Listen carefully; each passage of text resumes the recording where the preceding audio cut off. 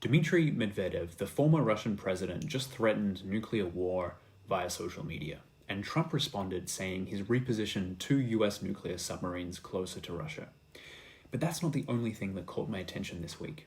Trump also launched a new wave of global tariffs, hitting traditional allies like the European Union, countries like Brazil, India, even Switzerland. So what's actually going on here? In this video, I want to walk you through what I think we're seeing, the return of a very specific kind of American foreign policy.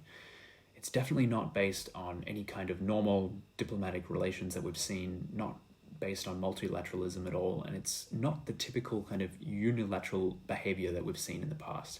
It's something much more complex. I just wrote about this on my Substack, and I want to break it down in much more detail with you here. Let's start with what happened on social media this week. Dmitry Medvedev, who was Russia's president between 2008 and 2012, but now is the deputy chairman of the Security Council of the Russian Federation, has made some pretty wild threats on social media. Trump, being Trump, decided to weigh in himself, and this started a kind of social media skirmish. But Trump went one step further this time, and he posted on his Truth Social claiming he'd moved 2 nuclear submarines to the, quote, appropriate regions. For context, Trump has set a new deadline for Putin to bring the war in Ukraine to an end, and he's threatened US sanctions if a ceasefire is not agreed upon, an ultimatum that the Kremlin is highly unlikely to listen to. Initially it was 50 days, but now it's been shortened significantly. And if you're watching this and it's after August 8th, 2025, then you'll probably know better than me right now whether or not this deadline has actually worked. Trump is using this deadline diplomacy to try and pressure the Russians into a ceasefire in Ukraine, and now he's got this kind of idea of using Medvedev's comments against him and heightening the rhetoric around nuclear submarines and nuclear deterrence.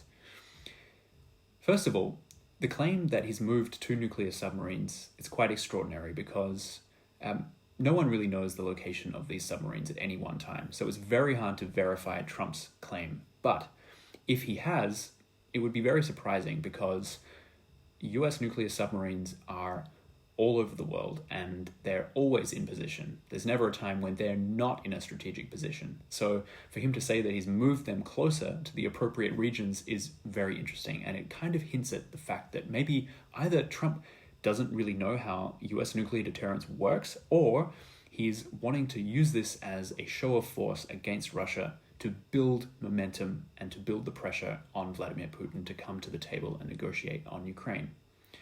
So he's probably seen an opportunity here with Medvedev's wild comments and decided to use them for his own advantage, which seems to be the case, because Medvedev himself isn't that high ranking as perhaps he would like to be. He was a former prime minister, he's also a former president of Russia, so he does have institutional knowledge, background, and status, but he doesn't have any executive power, and Dmitry Medvedev definitely cannot or launch nuclear missiles at anyone. So the fact that Trump is listening and responding to Dmitry Medvedev is definitely worrying, because Trump is using his comments as ammunition to use and strike out his own nuclear rhetoric. But it's also a sign that Trump is willing to use these comments to his own advantage, and that seems to be playing into his broader strategy here, if there is one, to bring Russia to the negotiating table and bring the war in Ukraine to a close. So how does this feed in with the tariff issue? At the moment, I'm looking at the range of tariffs that the US has implemented, and a lot of them seem to be either definitely economically motivated, that seems to be the base, but there's also a political side to this as well.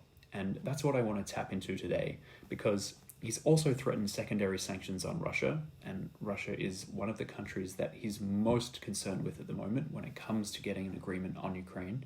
So when it comes to the tariffs on other countries, I'm looking around and seeing that there have been tariffs reduced, or threatened tariffs reduced, on Cambodia and Thailand, seeing as they've now come to an agreement to stop the fighting on their border, which is interesting. He seems to have used that as leverage in the first place to kind of get the two sides to talk initially, which is very interesting and something that we haven't really seen before.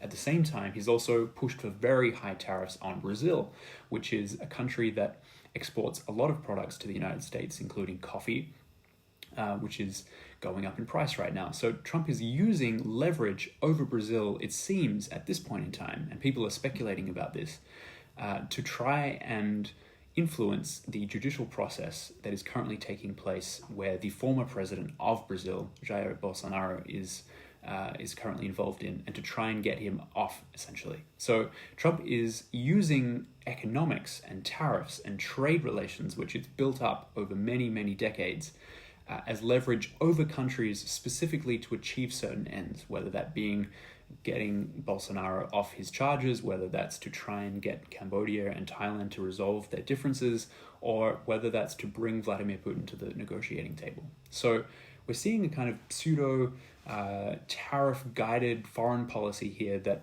perhaps is the most familiar way that Trump knows how to wield foreign policy tools.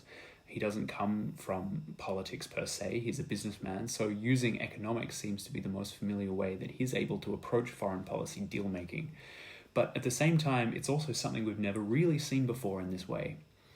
Definitely not under Biden, definitely not under Obama, and under Bush. These presidents had vastly different ways of going about foreign policy making. So what we're seeing is something new, something a little bit scary, if you like, because we're not sure how global leaders will react to this kind of pressure. And it's also a sign that he's trying to marry the MAGA goals that he's set himself, trying to make America great again, in quotation marks, by getting America to make things again, and also gain cash from countries who are trying to sell the United States products. He wants to enrich America from within, but also use tariffs as a negotiating tool to affect his foreign policy objectives outside of America. So he's able to bring these two together into what is a kind of neo-isolationist, tariff-driven foreign policy that we're seeing today. So that's how I see this emerging, that's how I see this evolving. It's going to be very transactional, and global leaders probably are not going to like it very much. And if you have any ideas about how this might play out in Ukraine, please let me know in the comments, and check out my latest Substack. I've included the link below. Thanks for watching, and please subscribe.